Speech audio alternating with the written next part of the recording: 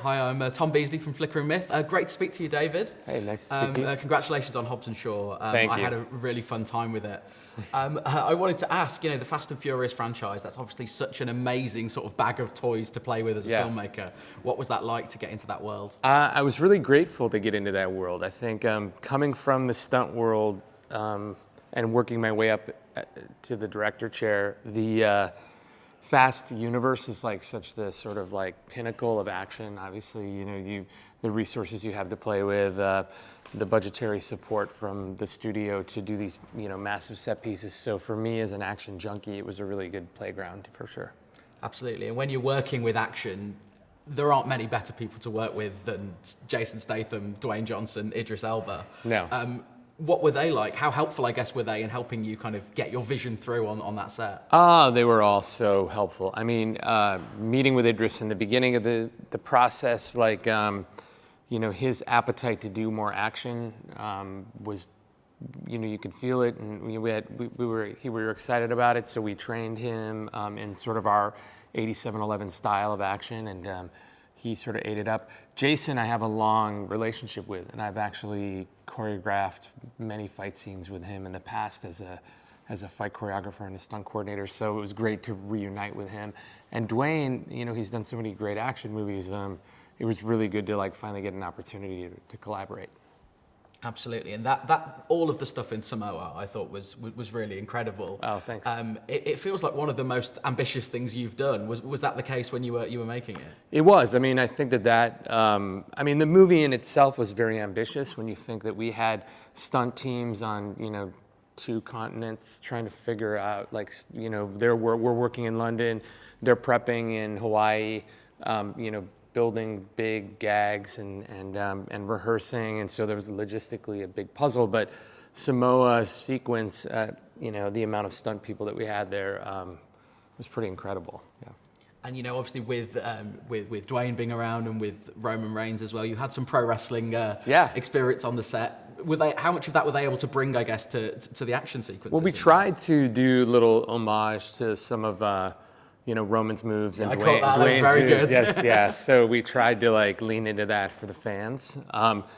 Those guys, because they do that sort of physical fighting in the ring, the fight choreography translates in a really nice way. So we tried to lean into their strengths and make it about those power moves that you see in pro wrestling. One of the joys of that sequence is being able to see that sort of Samoan heritage conveyed on the screen in a really sort of compelling way.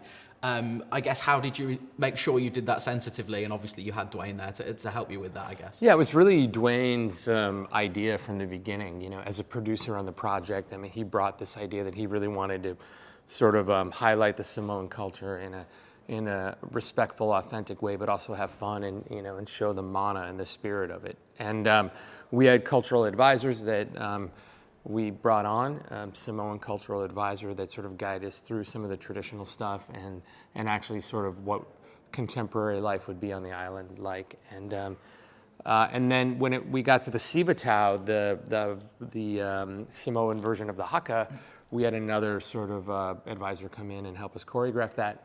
Hands-on. Dwayne was super hands-on and making sure that it spoke to what he wanted it to speak to.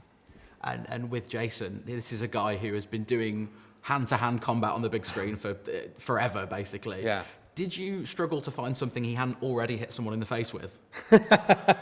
Yeah, no. Actually, we figured we went down the list, and it's Toaster. That'll be a great video montage that you guys can cut together. It'd be like, water pipe, whatever, blah, Toaster. I personally have done so many fights with Jason. Yeah, it's a struggle to be creative because you look at all the set pieces that we've had him fight in, and but you eventually find it. But yeah, it takes a while. It takes a while. Yeah. So you're in this world now, this Fast and Furious world. Mm-hmm. Are you hoping to stay in it, make more of these? Look, we tried to lay a fertile ground for the expansion of Fast, and more importantly, the expansion of Hobbs and Shaw. So we have some great characters. You have Hobbs and Shaw. They have their worlds. You could explore Shaw's world in an individual film. You could explore Hobbs' world in an individual film. You could explore Brixton and Etion's world in a film. Isaac Gonzalez. You had Ryan Reynolds and Kevin Hart. we had, and Vanessa Kirby, like there's so many great avenues to go down. I would love to stay in this universe, but I'd also like to keep pushing it and expand it, and like, you know, let's make off branches of this, you know, and make this world come alive. Very much so. There were reports when this film came out about sort of, I guess, the various demands of these different actors in their fight scenes in terms of, you know, who could be beaten up the most. I wanted to just ask you about those and see if that was ever something that played in for you. No, I think it's more about we want to be respectful to the characters. I think these two guys are professionals, and what they want is to make sure that the characters are working for the fans. And so, you know, ultimately you want your heroes to rise above circumstances, and you have to put, you know, something formidable in front of them. And we had a great villain. We had Idris Elba. So, you know, it really allowed the story to work, where our heroes had to work together to beat this villain, because, you know, singly they couldn't have done it. And, you know, there's no other person you could have cast in that role that could stand up to the two of them other than Idris. I don't know who else you'd put in it. Well, you've sort of set up a kind of dangling villain, I guess, for the rest of the franchise.